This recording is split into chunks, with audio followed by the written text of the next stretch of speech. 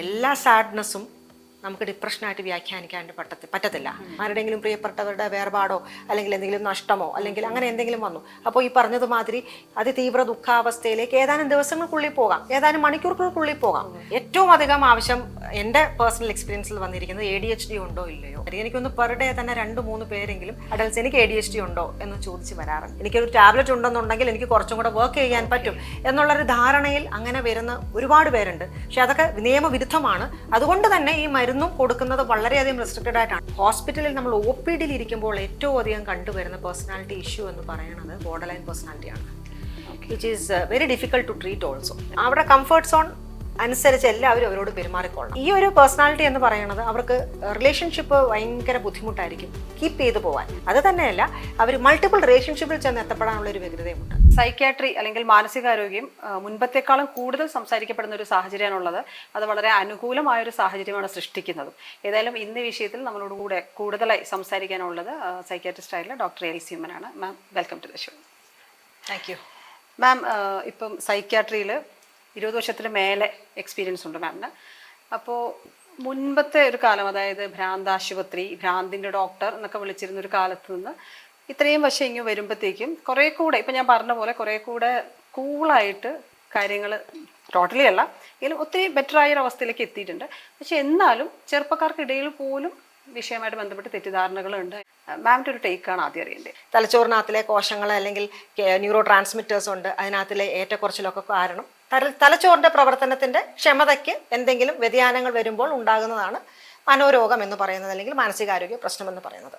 അപ്പോൾ ആ തുടക്കത്തിൽ ഒരു മനോരോഗി ഉണ്ടെങ്കിൽ ചങ്ങലക്കിടുക, നമുക്കറിയാമല്ലോ, പലപ്പോഴും സിനിമയിൽ തന്നെ നമ്മൾ കണ്ടിട്ടുണ്ട്. ചങ്ങലക്കിടുക അല്ലെങ്കിൽ ഐസൊലേറ്റ് ചെയ്യുക, ഒരു മുറിക്കകത്ത് ഇടുക. വീട്ടിലാർക്കെങ്കിലും മാനസികാരോഗ്യ പ്രശ്നമുണ്ടെങ്കിൽ മറ്റുള്ളവർക്ക് ഒരു നല്ല വിവാഹ ജീവിതം കിട്ടാൻ തന്നെ ബുദ്ധിമുട്ട്, അങ്ങനെയൊക്കെയാണ് അല്ലെ, പഠനം നിന്നു പോകുന്ന അവസ്ഥ, കുടുംബത്തിന് പേരുദോഷം, ഇങ്ങനത്തെയൊക്കെയുള്ള ഒരു സാഹചര്യം അത് ഏറെയല്ലേ കുറവ് ഇപ്പോഴുമുണ്ട്. ചങ്ങലയ്ക്കൊന്നും വിടുന്ന ഒരു ഏർപ്പാട് ഇപ്പോൾ ഇല്ല. കാരണം ഇപ്പോൾ മെന്റൽ ഹെൽത്ത് കെയർ ആക്ട് വന്നിരിക്കുന്നു 2017. അതനുസരിച്ച് രോഗികളുടെ റൈറ്റിനെ സംരക്ഷിക്കുന്ന തലത്തിൽ വരെ അതിന് വേണ്ടുന്ന എല്ലാ നിയമ പിന്തുണയും കിട്ടത്തക്ക രീതിയിൽ വരെ ഒരു ആക്ട് തന്നെ ഇത്തരം രോഗികൾക്ക് വേണ്ടിയിട്ട് നമ്മുടെ ഇന്ത്യയിൽ ഉണ്ടായിരിക്കുന്നു. അത്രയും ഒരു വ്യത്യാസം ഈ കഴിഞ്ഞ വർഷങ്ങളിൽ സംഭവിച്ചിരിക്കുന്നു. എന്നിരുന്നാലും ഏറെയല്ലേ കുറവ് സ്റ്റിഗ്മ ഇപ്പോഴും ഉണ്ട്. അതിൻ്റെ നേരെ ഒരു മറുവശം കൂടെ ഉണ്ട്, അത് പറയണം. കാരണം പ്രത്യേകിച്ചും സെലിബ്രിറ്റീസൊക്കെ ചില തുറന്ന പറച്ചിലുകൾ വന്നതിന് ശേഷം അത് പലവരും ഇപ്പോൾ ഡിപ്രഷൻ ആണെങ്കിലും പിന്നെ ADHD ഇത്തരം കാര്യങ്ങളൊക്കെ ഉണ്ട് എന്ന് പറഞ്ഞു കഴിഞ്ഞപ്പോഴേക്കും ഇത് എനിക്കുണ്ടോ എന്ന് ആലോചിച്ച് സ്വയം കണ്ടുപിടിച്ച് സ്വയം ഡയഗ്നോസ് ചെയ്ത് അല്ലെങ്കിൽ സ്വയം റേറ്റിംഗ് സ്കെയിൽസ് ഒക്കെ നോക്കി ഓൺലൈൻ കൺസൾട്ടേഷനൊക്കെ എടുത്ത് എനിക്ക് ഇന്ന പ്രശ്നമുണ്ട് എന്ന് തോന്നുന്നു നോക്കാനെന്നും പറഞ്ഞ് കയറി വരുന്ന ഒരുപാട് പുതിയ തലമുറകളുണ്ട്, യുവാക്കളുണ്ട്, യുവതികളുണ്ട്. അപ്പോൾ അത്രയും അക്സെപ്റ്റൻസ് വന്നിട്ടുണ്ട്. അതൊരു സയൻസ് ഇതിന്റെ പിന്നിൽ ഉണ്ട് എന്നുള്ള ആ ഒരു സെൻസിലേക്ക് ആളുകൾ എടുത്തു തുടങ്ങിയിട്ടുണ്ട്. മാം, അതുപോലെ തന്നെ ഇപ്പം നമുക്കൊരു മാനസിക പ്രശ്നം ഉണ്ട് എന്നുള്ളത് ചിലപ്പോൾ നമ്മുടെ കൂട്ടത്തിൽ നിൽക്കുന്ന നമ്മളെ നല്ലോണം മനസ്സിലാക്കുന്ന ആളുകൾ ചിലപ്പോൾ കൂടി ഉണ്ടെങ്കിൽ അവർ നമ്മളോട് പറയും, നീ ഇങ്ങനെ ഇരിക്കുന്നത്, നിനക്ക് എന്തോ ഒരു ബുദ്ധിമുട്ടുണ്ടോ, നീ ഒരു തെറാപ്പിസ്റ്റിനെ കാണും അല്ലെങ്കിൽ ഒരു ഡോക്ടറെ കാണും. പക്ഷെ അങ്ങനെ ഇല്ല. അതിപ്പം ഞാൻ പറയുന്നത് ശരിയാണോ എന്നറിയില്ല. ഇപ്പം ഇൻട്രോവേർട്ട് ആയിട്ടുള്ള ഒരാൾ എന്നുള്ള സെൻസിലാണ് ഞാൻ പറയുന്നത്. ഞാൻ പറയുന്നതിന് കുഴപ്പമുണ്ടോ എന്നറിയില്ല. പക്ഷെ അങ്ങനെയുള്ള ഒരാളാണെങ്കിൽ, ഒരു പക്ഷേ അത്രയും വലിയ ഒരു സൗഹൃദ വലയങ്ങളൊന്നും കൂട്ടത്തിലില്ലാത്ത ആളാണെങ്കിൽ എനിക്കൊരു കുഴപ്പമുണ്ട്, എനിക്കൊരു ഡോക്ടറെ, സൈക്യാട്രിസ്റ്റിനെ കാണണം എന്ന് തോന്നേണ്ടുന്ന ഒരു സാഹചര്യം നമുക്ക് എങ്ങനെയാണത് മനസ്സിലാക്കാൻ പറ്റുക? പക്ഷെ ഇൻട്രോവേർട്ട് എന്ന് പറഞ്ഞാൽ അതൊരു പേഴ്സണാലിറ്റിയുടെ ഭാഗമാണ്, അതൊരു വ്യക്തിത്വത്തിന്റെ ഭാഗമാണ്, അത്രേ ഉള്ളൂ. അത് പക്ഷേ ഏതെങ്കിലും കാരണത്തിൽ ഒരു ഡിസ്ഫങ്ഷൻ ഉണ്ടാക്കുന്നോ ഇല്ലയോ എന്നാണ് നമ്മൾ ഏറ്റവും അധികം നോക്കേണ്ടത്. ഇപ്പോൾ സങ്കടം നമുക്ക് വരാം, സന്തോഷം നമുക്ക് വരാം, ദേഷ്യം നമുക്ക് വരാം, വികാര വേലിയേറ്റങ്ങൾ എല്ലാ മനുഷ്യർക്കും തികച്ചും നോർമലാണ്, അതൊക്കെ വരാം. പക്ഷെ ഏതെങ്കിലും കാരണവശാൽ നമുക്കോ മറ്റുള്ളവർക്കോ, നമ്മൾ ജോലി ചെയ്യുന്നിടത്തോ നമ്മുടെ തൊഴിലിടത്തോ അല്ലെങ്കിൽ കുടുംബത്തിലോ ഏതെങ്കിലും നമ്മൾ ഏത് ഫേസറ്റിലാണോ അവിടെ ഒരു ഡിസ്ഫങ്ഷൻ ഉണ്ടാകുകയാണെന്നുണ്ടെങ്കിൽ അത് തീർച്ചയായിട്ടും പരിഹരിക്കണം. അവിടെയാണ് ചികിത്സ വേണ്ടത്.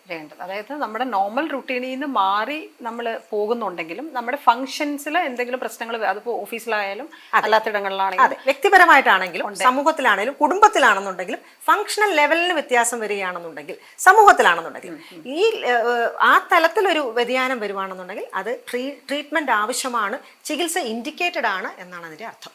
മാം, അതുപോലെ ഈ മാനസിക രോഗത്തെ പറ്റി, അല്ലെങ്കിൽ ഇപ്പം ഡിപ്രഷൻ ആണോ എനിക്ക്, അല്ലെങ്കിൽ ഭയങ്കര ആങ്സൈറ്റി ഞാൻ തോന്നുന്നു എന്നൊക്കെ പറയുമ്പം നമ്മൾ ഏറ്റവും അടുത്തുള്ള ആൾക്കാരോടൊക്കെ ഷെയർ ചെയ്യുമ്പം ഇപ്പം ചിലർ നമ്മളോട് പറയുക പോയി സൈക്യാട്രിസ്റ്റിനെ കാണും, ചിലർ പറയും സൈക്കോളജിസ്റ്റിനെ കാണും, ഈ സൈക്യാട്രിസ്റ്റും സൈക്കോളജിസ്റ്റും നമുക്ക് ഞങ്ങളെ പോലുള്ള സാധാരണക്കാർക്ക് സൈക്യാട്രിസ്റ്റും സൈക്കോളജിസ്റ്റും ഒരു പ്രൊഫൈലിൽ നിൽക്കുന്ന ആൾക്കാരാണ് നമുക്ക്.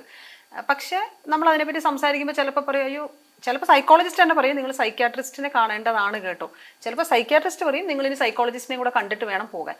ഈ ഈ എന്താണ് ഇത് തമ്മിലുള്ള വ്യത്യാസം? രണ്ടുപേരും എങ്ങനെയാണ് ഇതിനകത്ത് പാർട്ടാകുന്നത്, അല്ലെങ്കിൽ അത് രണ്ടുപേരും ഒരുമിച്ച് വർക്ക് ചെയ്യേണ്ടതാണോ? എന്താണ് അതിൻ്റെ ഒരു സാഹചര്യം?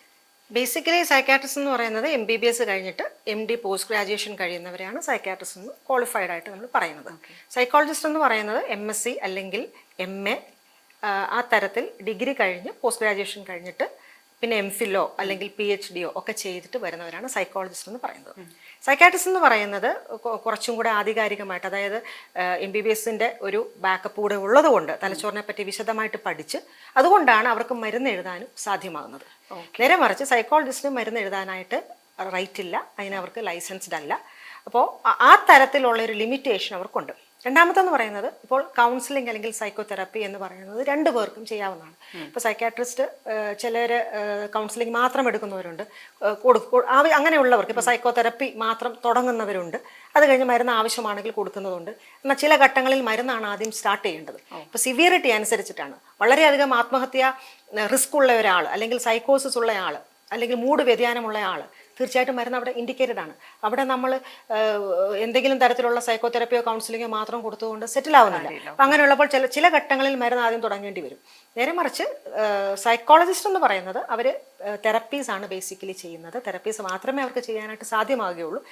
സൈക്കോതെറാപ്പി അല്ലെങ്കിൽ കൗൺസിലിംഗ് എന്നൊക്കെ പറയുന്നത് നമ്മൾ സാധാരണ ഒരു ഭാഷയാണ് ഈ കൗൺസിലിംഗ് എന്ന് പറയുന്നത്. സപ്പോർട്ടീവ് തെറപ്പിയോ അല്ലെങ്കിൽ കോഗ്നിറ്റീവ് ബിഹേവിയർ തെറപ്പിയോ അങ്ങനെ എന്താണോ ഒരു വ്യക്തിക്ക് ആവശ്യം അതനുസരിച്ച് കൊടുക്കാനായിട്ട് അവർക്ക് പറ്റും. പിന്നെ ഇത് എങ്ങനെയാണ് അങ്ങോട്ടും ഇങ്ങോട്ടും സഹകരിച്ച് പോകുന്നതെന്ന് പറഞ്ഞാൽ, ഇപ്പോൾ മരുന്ന് ഇൻഡിക്കേറ്റഡ് ആണെങ്കിൽ തീർച്ചയായിട്ടും അവർ പറയും സൈക്കാട്രിസ്റ്റിനെ കാണിക്കാൻ. നേരെ മറിച്ച് ഇപ്പോൾ ഫാമിലി ഇഷ്യൂസ്, ചിലപ്പോൾ ഒരുപാട് സെഷൻസ് ആവശ്യമാണ്, ക്ഷമയോടെ കേട്ടിരിക്കാൻ ഒരാൾ ആവശ്യമാണ്, അങ്ങനെയൊക്കെ ഉള്ളപ്പോൾ ഒരു പക്ഷേ തെറപ്പിയും കൊണ്ട് അവർക്ക് ആരെങ്കിലും എന്നെ കേൾക്കുന്നു എന്ന് തോന്നുമ്പോൾ മനസ്സൊന്ന് തുറന്ന് സംസാരിക്കുമ്പോൾ ലൈറ്റായി പോകുന്ന അങ്ങനെയാണെന്നുണ്ടെങ്കിൽ നമ്മൾ സൈക്കോളജിസ്റ്റിനെ കാണാനായിട്ട് പറയാറുണ്ട്. പിന്നെ ഇത് രണ്ടും ചെയ്യുന്ന ഡോക്ടേഴ്സ് ഉണ്ട്. എന്നോട് ചോദിച്ചാൽ അതാണ് ഏറ്റവും അഭികാമ്യം. കാരണം നമ്മളൊരു രോഗി നമ്മുടെ അടുത്ത് വരുമ്പം അവരുമായിട്ടൊരു തെറപ്യൂട്ടിക് റിലേഷൻഷിപ്പ് തുടങ്ങി വയ്ക്കും. മറ്റൊരു തരത്തിലുമല്ല, ആ ഒരു ചികിത്സയുടെ ഭാഗമായിട്ടുള്ള. അപ്പോൾ ആ ഒരു ഡോക്ടറുടെ ഉത്തരവാദിത്തമാണ് അവരെ കേൾക്കുക എന്നുള്ളത്. അപ്പോൾ കേൾക്കാൻ മാത്രം മറ്റൊരാളുടെ അടുത്തേക്ക് വിട്ട് തിരിച്ച് അങ്ങനെ റെഫർ ചെയ്ത് വിടുന്ന പേഴ്സണലി ഞാൻ അതിനോട് യോജിക്കുന്ന ആളല്ല. ഇപ്പോൾ ഞാനൊരു ആളിനെ ചികിത്സയ്ക്ക് എടുക്കുകയാണെന്നുണ്ടെങ്കിൽ ഞാൻ തന്നെയാണ് മരുന്ന് കൊടുക്കണമെങ്കിലോ അല്ലെങ്കിൽ തെറപ്പിയോ എല്ലാം ഞാൻ തന്നെയാണ് ചെയ്യുന്നത്. കാരണം അവർക്കത് കുറച്ചും കൂടെ ഗുണകരമാണ് ഒരാൾ തന്നെ ചെയ്യുകയാണെന്നുണ്ടെങ്കിൽ. പ്രൈവസി സൂക്ഷിക്കാനും അല്ലെങ്കിൽ അവർക്ക് തുറന്നു പറയാനും പലരോട് പറയേണ്ട ഒരു ആവശ്യം വരുന്നില്ല, കണ്ടിന്യൂറ്റി നഷ്ടപ്പെടുന്നില്ല, മറ്റൊരാൾ കേട്ടിട്ട് ആകത്തുക പറഞ്ഞ് ഇങ്ങോട്ട് വിടുന്നില്ല. അപ്പോൾ പക്ഷേ ഈ പറഞ്ഞ പോലെ സമയത്തിൻ്റെ പരിമിതികൾ, അല്ലെങ്കിൽ ഇപ്പോൾ ചില ഡോക്ടേഴ്സ് എല്ലാത്തിനും സ്കിൽഡ് ആവണമെന്നില്ല. അപ്പോൾ സ്കിൽഡ് ആയിട്ടുള്ള ഒരാളുടെ അടുത്ത് വിടുന്നതിൽ തെറ്റില്ല. ഓക്കെ. അപ്പോൾ അതായത് ഒരു സൈക്യാട്രിക് വിഷയം അഡ്രസ്സ് ചെയ്യുമ്പം ഒരു സൈക്യാട്രിസ്റ്റ് ആണ് മരുന്ന് എഴുതാനും കുറെ കൂടെ സയന്റിഫിക്കലിയും അതിനെ പഠിച്ച് ശാസ്ത്രീയമായിട്ട് പഠിച്ചു. കാരണം ഇതിനകത്ത് നമ്മൾ 100% സയൻസിനെ ആശ്രയിച്ചാണ് സൈക്യാട്രി എന്ന് പറയുന്ന ഒരു സബ്ജക്റ്റ് പോകുന്നത്.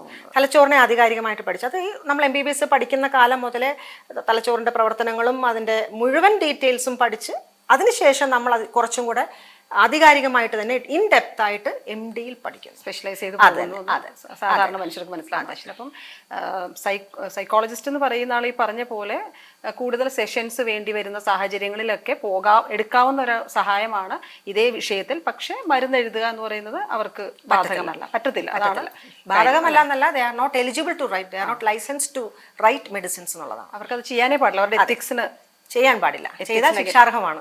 ഓക്കെ ഓക്കെ, അതൊരു പ്രധാനപ്പെട്ട കാര്യമാണ്. അതെപ്പോഴും കൺഫ്യൂഷൻ വരുന്നൊരു കാര്യമാണ് പലപ്പോഴും സംസാരിക്കുന്നത്. പിന്നെ മാം ഇപ്പം പറഞ്ഞു തുടങ്ങിയ പോലെ സെൽഫ് ഡയഗ്നോസിസ്, ഇപ്പം ADHD പോലെയുള്ള ഒരു കാര്യം എന്ന് വെച്ചാൽ നമുക്ക് പെട്ടെന്ന് കേൾക്കുമ്പോൾ വലിയ അക്രമമൊന്നും അല്ലാമെന്ന് തോന്നുന്നത് ADHD അല്ലെങ്കിൽ ഡിപ്രഷൻ എന്ന് നമ്മൾക്ക് തോന്നുന്നത്. ഡിപ്രഷൻ ആവണമെന്നില്ല, അല്ലെങ്കിൽ ആങ്സൈറ്റി. ഇതൊക്കെ ഈ പറഞ്ഞ പോലെ നമുക്കിപ്പം ഫീലിംഗ് ലോ എന്ന് പറയുന്ന ഒരു മൂഡാണോ, അതോ ഡിപ്രഷൻ ആണോ, വെറും സാഡാണോ? ഇപ്പം ഇംഗ്ലീഷിൽ മെലങ്കൊളി എന്നൊക്കെ പറഞ്ഞാൽ ഒത്തിരി വാക്കുള്ള പോലെ ഇതിൽ എന്താ സംഭവം എന്ന് നമുക്ക് തിരിച്ചറിയാൻ പറ്റും. നമുക്കൊരു സുഖമില്ലായ്മ തോന്നുന്നുണ്ട്. നമ്മൾ ഗൂഗിൾ എടുത്ത് നോക്കുന്നവർക്ക് ഡിപ്രഷൻ ആണെന്ന് വേണമെങ്കിൽ വ്യാഖ്യാനിക്കാം. ഈ സെൽഫ് ആയിട്ടുള്ള ഇത്തരം ഡയഗ്നോസിസ് നടത്തുന്നതിന്റെ ഭാഗമായിട്ട് ഉണ്ടാകാൻ സാധ്യതയുള്ള കോംപ്ലിക്കേഷൻസ് മാമിന്റെ എക്സ്പീരിയൻസസും ആണ് അറിയേണ്ടത്. സെൽഫ് ഡയഗ്നോസിസ് ഈ അടുത്തിടെ ഒരുപാടുണ്ട്.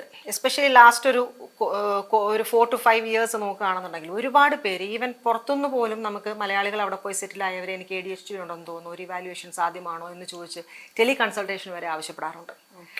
ഏറ്റവും അധികം ആവശ്യം എൻ്റെ പേഴ്സണൽ എക്സ്പീരിയൻസിൽ വന്നിരിക്കുന്നത് ADHD ഉണ്ടോ ഇല്ലയോ, അതാണ് ഏറ്റവും അധികം. എനിക്കൊന്ന് പെർ ഡേ തന്നെ 2-3 പേരെങ്കിലും അഡൾട്ട്സ്, ചെറിയ കുട്ടികളല്ല, അഡൾട്ട്സ് എനിക്ക് ADHD ഉണ്ടോ എന്ന് ചോദിച്ച് വരാറുണ്ട്. അത് ഇപ്പോഴത്തെ ഈ പുതിയ വാർത്തയ്ക്ക് ശേഷം അതിന് മുന്നേ തന്നെ, പുതിയ വാർത്ത ഇപ്പോൾ 1 വർഷമല്ലേ ഏകദേശമായിട്ടുള്ളൂ. ഇതൊരു 4-5 വർഷമായിട്ടുള്ള ഒരു സിനാരിയോ ആണ്. എനിക്ക് തോന്നുന്നു ലോകമെമ്പാടും തന്നെ എൻ്റെ ഒരു സ്റ്റഡിയും കൂടെ വന്നിട്ടുണ്ട്. കാരണം ഒരുപാട് പേര് ഇങ്ങനെ ആവശ്യപ്പെട്ട് പല ഡോക്ടേഴ്സിനെയും കാണാറുണ്ട് ADHD. കാരണം എന്താണെന്നറിയാമോ, ADHDക്ക് കൊടുക്കുന്ന ഒരു മോളിക്യൂൾ സത്യസന്ധമായിട്ട് പറയുവാണെങ്കിൽ അത് അറ്റൻഷൻ കൂട്ടും. അതുകൊണ്ട് തന്നെ അത് അബ്യൂസ് ചെയ്യുന്ന ആൾക്കാരോ ഒരുപാട് പേര് ഉണ്ടാകാൻ സാധ്യതയുണ്ട്. അതുകൊണ്ട് തന്നെ വളരെ റെസ്ട്രിക്റ്റഡ് ആയിട്ടാണ് അത് പ്രിസ്ക്രിപ്ഷൻ കൊടുക്കുന്നത്. അറ്റൻഷൻ സ്പാൻ മനഃപൂർവ്വം കൂട്ടാൻ വേണ്ടി പ്രൊഡക്ടിവിറ്റി കൂടും. അപ്പോൾ അവർക്ക് ഇപ്പോൾ പെട്ടെന്ന് കൂടുതൽ അവർക്ക് വർക്ക് ചെയ്യാനുള്ള ഒരു സാധ്യമാകും, അല്ലെങ്കിൽ അവരുടെ ഷാർപ്നെസ് കൂടും, അവരുടെ മെമ്മറി കൂടും എന്നൊക്കെ പറഞ്ഞ്, ഫോക്കസ് കൂടും, അറ്റൻഷൻ സ്പാൻ കൂട്ടും എന്ന് പറഞ്ഞ് അത് അബ്യൂസ് ചെയ്യാൻ ഒരു കൂട്ടർക്ക് വ്യഗ്രതയുണ്ട്. ലഹരി അബ്യൂസ് ചെയ്യുന്നു എന്ന് പറഞ്ഞ മാതിരി തന്നെ. അപ്പോൾ അത് കാരണവും ഈ വന്ന് ചോദിക്കാറുണ്ട്. ഒരു സ്വാഭാവികമായിട്ടും നമുക്കൊരു ഡിസ്ട്രാക്ഷൻ വരാം എല്ലാവർക്കും തന്നെ. അത് സ്വാഭാവിക ഡിസ്ട്രാക്ഷൻ ആണെന്ന് അവർക്ക് അംഗീകരിക്കാൻ വയ്യ. എനിക്കൊരു ടാബ്ലറ്റ് ഉണ്ടെന്നുണ്ടെങ്കിൽ എനിക്ക് കുറച്ചും കൂടെ വർക്ക് ചെയ്യാൻ പറ്റും എന്നുള്ളൊരു ധാരണയിൽ അങ്ങനെ വരുന്ന ഒരുപാട് പേരുണ്ട്. പക്ഷെ അതൊക്കെ നിയമവിരുദ്ധമാണ്. അതുകൊണ്ട് തന്നെ ഈ മരുന്നും കൊടുക്കുന്നത് വളരെയധികം റെസ്ട്രിക്റ്റഡ് ആയിട്ടാണ്. ഞങ്ങളൊരു പ്രിസ്ക്രിപ്ഷൻ എഴുതുകയാണെങ്കിൽ 2 പ്രിസ്ക്രിപ്ഷൻ സൂക്ഷിക്കണം, ഐഡിയലി 3 പ്രിസ്ക്രിപ്ഷൻ സൂക്ഷിക്കണം. ഒരെണ്ണം നമ്മൾ അതിൻ്റെ ഒരു കോപ്പി വെക്കണം, പേഷ്യൻറ്റിൻ്റെ കയ്യിൽ ഒരെണ്ണം കൊടുക്കണം, ഫാർമസിയിൽ ഒരെണ്ണം സൂക്ഷിച്ച് വെക്കണം.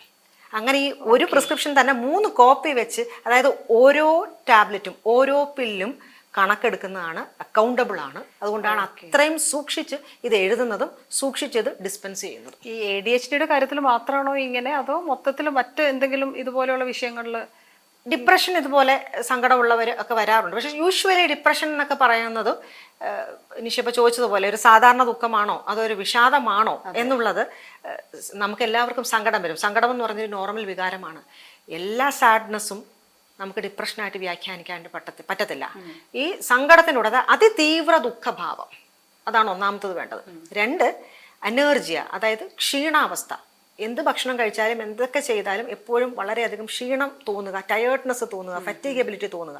3 എന്ന് പറയുന്നത് ഒന്നും ചെയ്യാൻ താല്പര്യമില്ല, ഡിക്രീസ്ഡ് ഇൻട്രസ്റ്റ്, ഒന്നും ആസ്വദിക്കാൻ പറ്റുന്നില്ല. അപ്പോൾ ഫുഡിൻ്റെ ടേസ്റ്റ് ആസ്വദിച്ചുകൊണ്ടിരിക്കുന്നവർക്ക് അവർക്ക് ടേസ്റ്റ് ആസ്വദിക്കാൻ പറ്റുന്നില്ല, വിശപ്പ് കുറയുന്നു. ഇതിനോടനുബന്ധമായിട്ട് കുറേ അധികം ഇതാണ് ഈ മേജർ 3 ക്രൈറ്റീരിയ എന്ന് പറയുന്നത്. അതിനോടൊപ്പം തന്നെ ജീവിക്കേണ്ട, മരിച്ചു കളയണം, ആത്മഹത്യ ചെയ്ത് കളയണം, അല്ലെങ്കിൽ വെയിറ്റ് ലോസ്, ഭക്ഷണം വേണ്ട, ലോസ് ഓഫ് ലിബിഡോ, ലൈംഗിക കാര്യങ്ങൾക്ക് താല്പര്യമില്ലാതെ വരിക, ഉറക്കക്കുറവ്, ഉറക്ക കൂടുതൽ, അമിതമായിട്ട് ഭക്ഷണം കഴിക്കുക. ഈ ഭക്ഷണം കുറവ് എടുക്കുന്നത് പോലെ തന്നെ അങ്ങനെ അത് തന്നെ അങ്ങനെ പല സിംറ്റംസ് ഇതിനോടൊപ്പം വരണം. അതും 2 ആഴ്ചയ്ക്ക് മുകളിൽ വരണം. എങ്കിൽ മാത്രമേ നമ്മൾ അതിനെ ഒരു ക്ലിനിക്കലി ഡിപ്രസീവ് ഡിസോർഡർ ആയിട്ട് അതിനെ ക്ലാസിഫൈ ചെയ്യുള്ളൂ. ഓക്കെ. ഈ ഡിപ്രഷൻ തന്നെ ഇപ്പോൾ പലതരത്തിലുണ്ടോ? ഉണ്ട്. ഈ ക്ലിനിക്കലി പ്രൂവൺ ഡിപ്രഷൻ കൂടാണ്ട് വേറെ ഉണ്ട്. അതായത് നമ്മൾ ക്ലിനിക്കലി ഡയഗ്നോസ് ചെയ്യുന്ന ഡിപ്രഷൻ തന്നെ പലതരത്തിലുണ്ട്. ഇപ്പോൾ ഉദാഹരണത്തിന് അതിൻ്റെ ഒരു സിവിയറിറ്റി അനുസരിച്ച് മൈൽഡ്, മോഡറേറ്റ്, സിവിയർ എന്ന് നമ്മൾ തരംതിരിക്കാം. പിന്നെ വെരി സിവിയർ ആണെങ്കിൽ സൈക്കോട്ടിക് സിംറ്റംസ് ഉണ്ടോ ഇല്ലയോ, അങ്ങനെ ഒരു ക്ലാസിഫിക്കേഷൻ ഉണ്ട്. പിന്നെ പോസ്റ്റ്പാർട്ടം ഡിപ്രഷൻ അറിയാമല്ലോ, പ്രസവാനന്തര വിഷാദം അങ്ങനെ പറയുന്നത്. പിന്നെ ഈ പ്രീ മെൻസ്ട്രൽ ഡിസ്ഫോറിക് ഡിസോർഡർ, അതും ഒരു തരം മൂഡ് ഡിസോർഡർ തന്നെയാണ്. അതായത് പീരിയഡ്സ് കിട്ടുന്നതിന് മുമ്പ്, തൊട്ട് മുമ്പേ, കുറച്ച് ദിവസങ്ങൾക്ക് മുമ്പേ ഉണ്ടാകുന്ന ഒരു പ്രശ്നം. നോർമലി ഇപ്പം നമുക്കൊക്കെ ഒരു ചെറിയ മൂഡ് സ്വിങ്സ് ഉണ്ടാകാറുണ്ട്. ഇത് അങ്ങനെയല്ല, ഡിസോർഡർ എന്ന് പറയാം. മറ്റേതെന്ന് പറഞ്ഞാൽ PMS ആണ്, പ്രീ മെൻസ്ട്രൽ സിൻഡ്രോം ആണ്.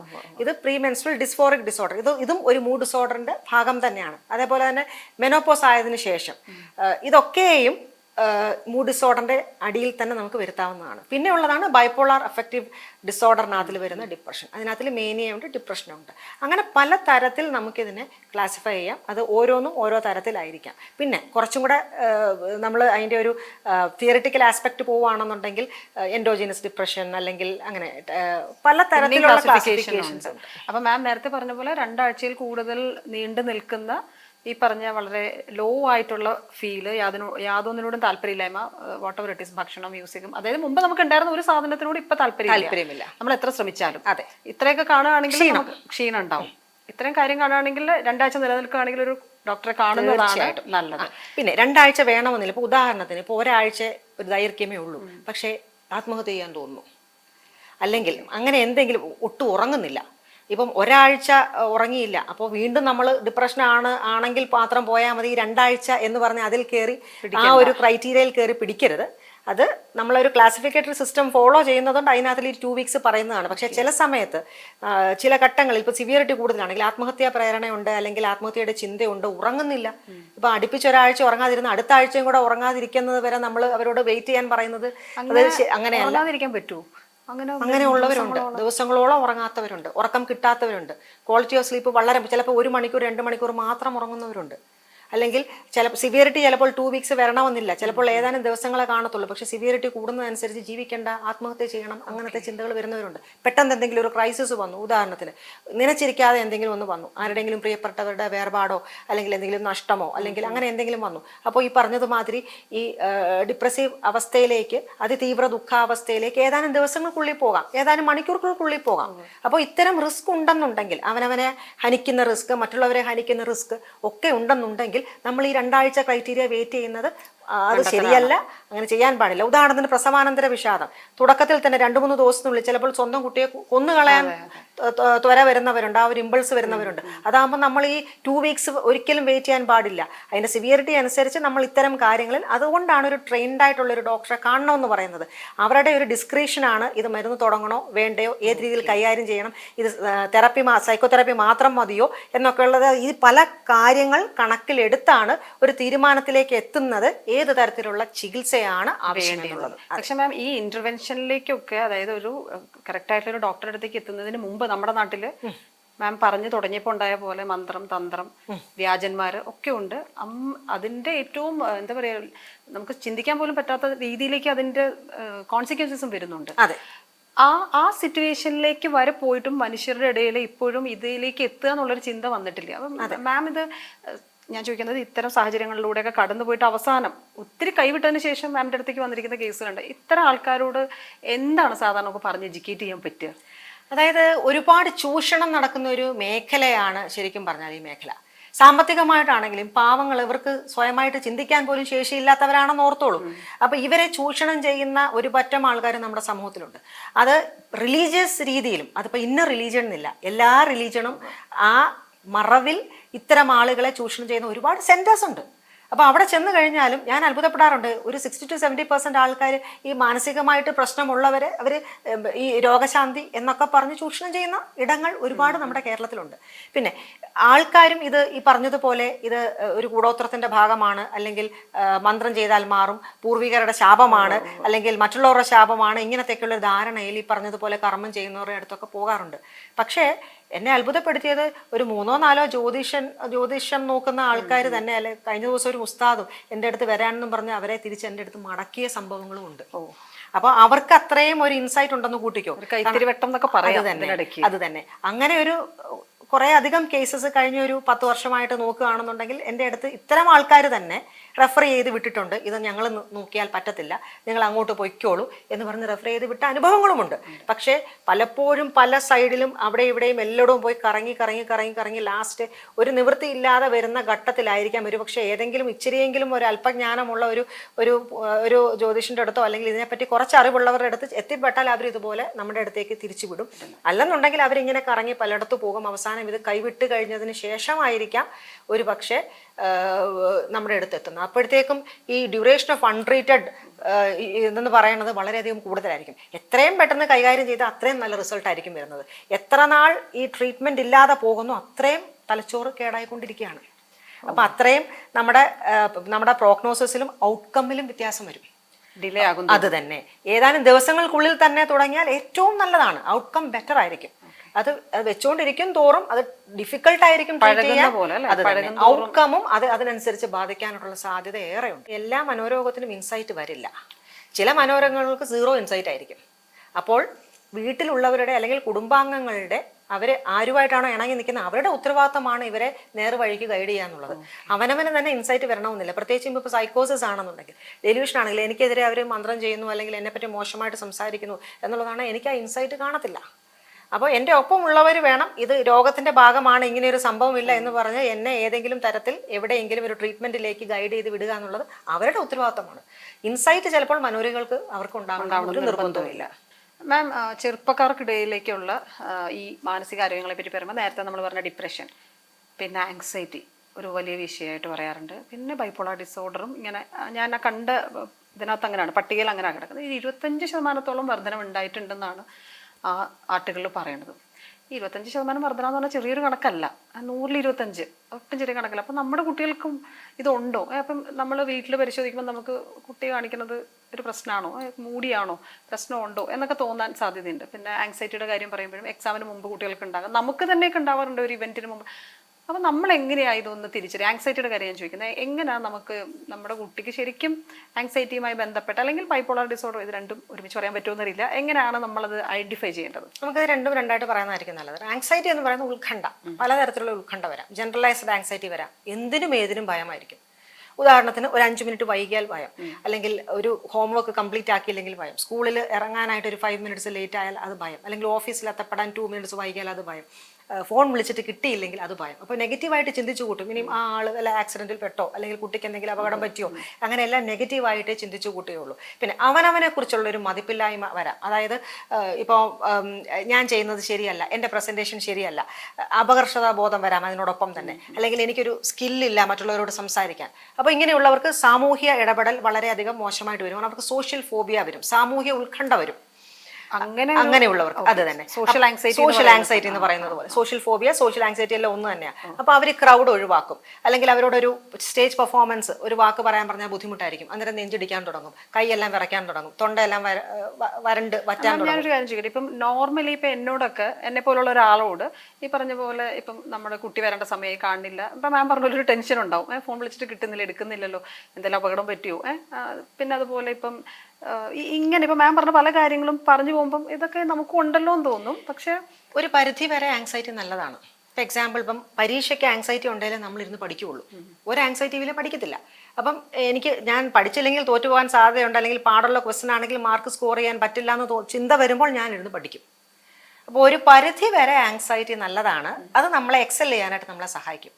പക്ഷെ അത് നമ്മുടെ കോൺഫിഡൻസും കളഞ്ഞ്, അല്ലെങ്കിൽ നമ്മളുടെ സ്ട്രെസ് ലെവലും കൂട്ടി, പഠിച്ചത് കൂടെ മറന്നു പോകുന്ന അവസ്ഥ, ഉറങ്ങാതിരിക്കുന്ന അവസ്ഥ, നാളെ പിറ്റേ ദിവസം പോയി എല്ലാം ബ്ലാങ്ക് ഔട്ട് ആകുന്ന അവസ്ഥയിലേക്ക് പോവുകയാണെന്നുണ്ടെങ്കിൽ that is not good, that has to be treated. പിന്നെ സ്വാഭാവികമായിട്ട് നമ്മൾ ദൈനംദിന ജീവിതത്തിൽ ആങ്ഷ്യസ് ആകാം, വിച്ച് ഇസ് നോർമൽ. അഗൈൻ ഈ ഉത്കണ്ഠ എന്ന് പറയുന്നത് ചെറിയ തോതിൽ എല്ലാവർക്കും ഉള്ളതാണ്. കുട്ടി സമയത്തിന് വന്നില്ലെന്നുണ്ടെങ്കിൽ നമുക്ക് സ്വാഭാവികമായിട്ട് ഒരു ചിന്ത വരും, വന്നില്ലല്ലോ, അത് ഒരു സേഫ്റ്റി ഇതും കൂടെയാണ്, നമ്മൾ ചിന്തിക്കുകയും വേണം. അല്ലാതെ കെയർലെസ് ആയിട്ട് അതിനെപ്പറ്റി ഗൗനിക്കാതെ പോവുകയല്ല വേണ്ടത്. ഒരു റെസ്പോൺസിബിൾ പേരന്റ് എന്നുള്ള നിലയിൽ ആ സമയത്ത് കണ്ടില്ലെങ്കിൽ നമ്മൾ അന്വേഷിക്കണം.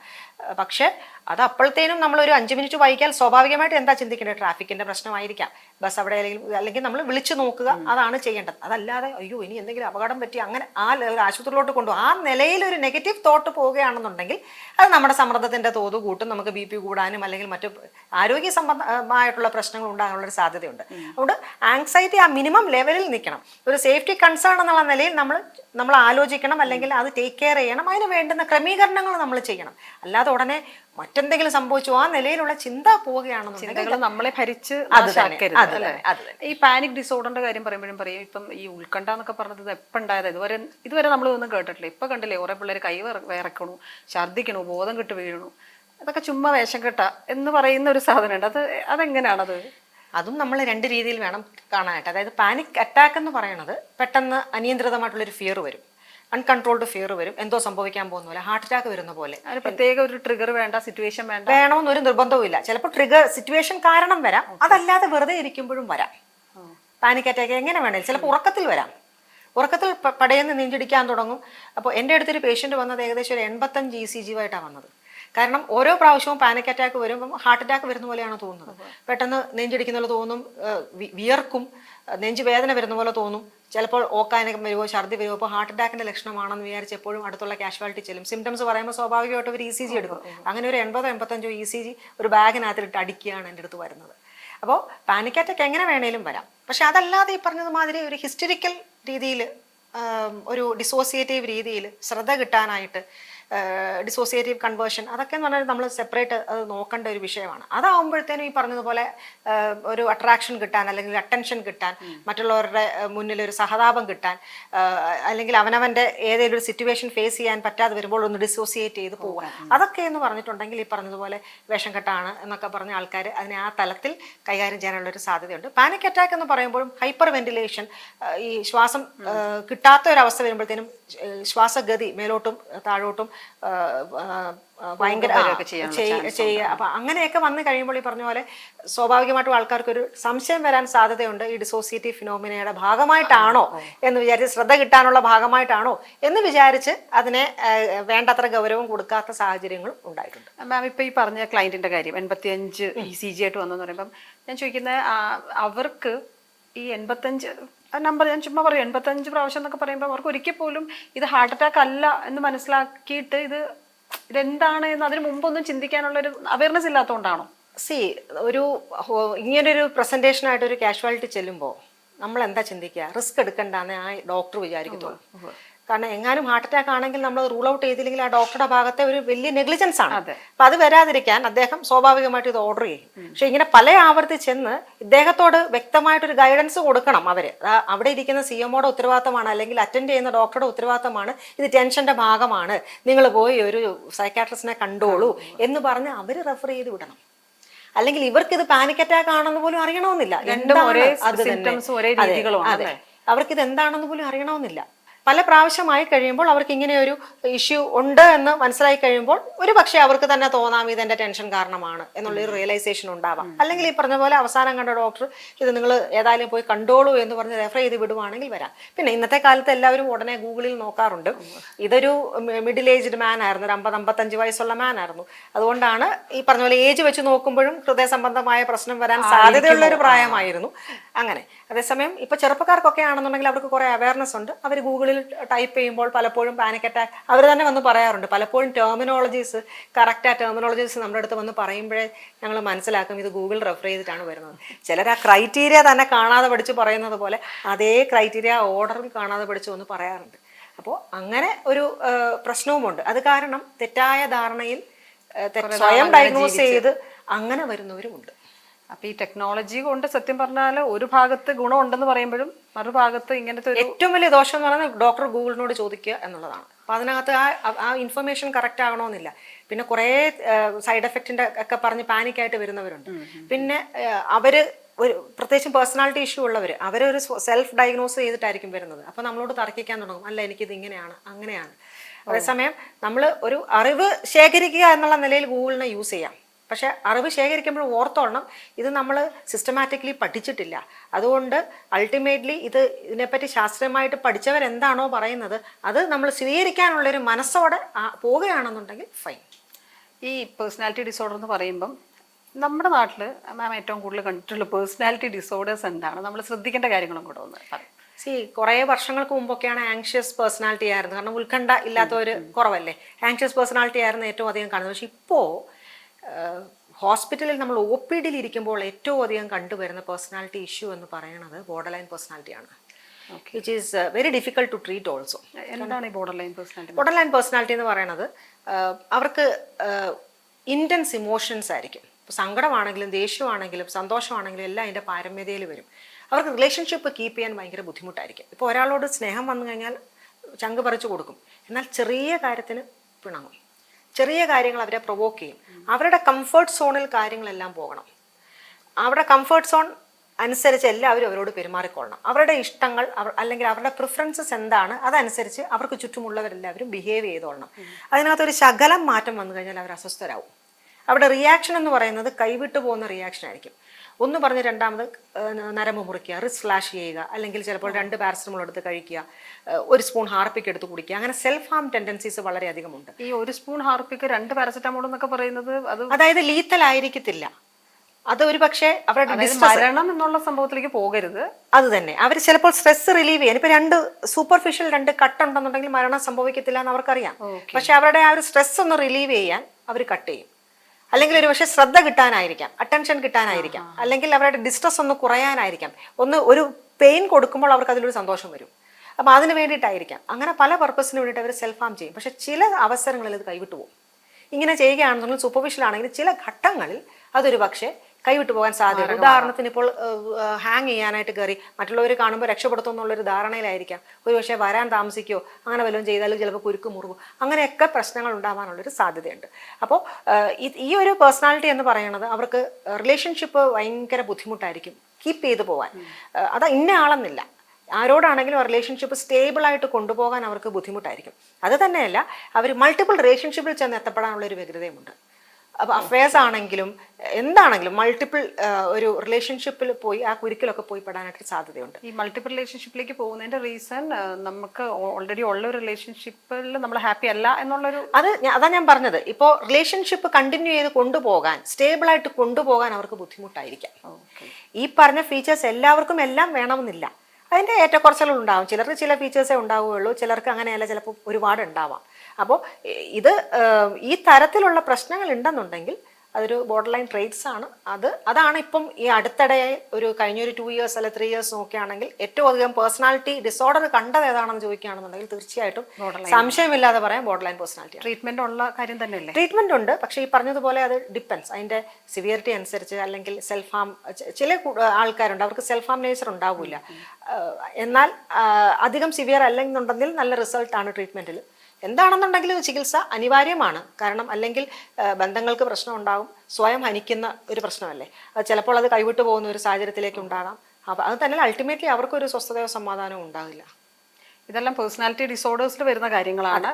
അതിനെ ഒരു മറ്റേ ചിത്തഭ്രമം പോലെയുള്ള അത്രയും സിവിയർ ലെവലിൽ കണ്ടില്ലെങ്കിലും തീർച്ചയായും അറ്റൻഷൻ വേണ്ടിയ ചികിത്സ വേണ്ടിയ കാര്യങ്ങൾ തന്നെയാണ്. ചിത്തഭ്രമം എന്ന് പറയുന്നത് അവനവനെ ഉള്ളൊരു പ്രശ്നമല്ലേ ഉള്ളൂ. ഇപ്പോൾ ഉദാഹരണത്തിന് ഇപ്പം സ്കിസോഫ്രേനിയ ആണെന്നുണ്ടെങ്കിൽ എനിക്ക് സ്കിസോഫ്രേനിയ ഉണ്ടെങ്കിൽ എനിക്കത് പ്രശ്നമാണ്. ഞാൻ കല്യാണം കഴിഞ്ഞാലേ എൻ്റെ കൂടെ ഉള്ളവർക്ക് പ്രശ്നം ഉണ്ടാകാൻ പോകുന്നുള്ളൂ.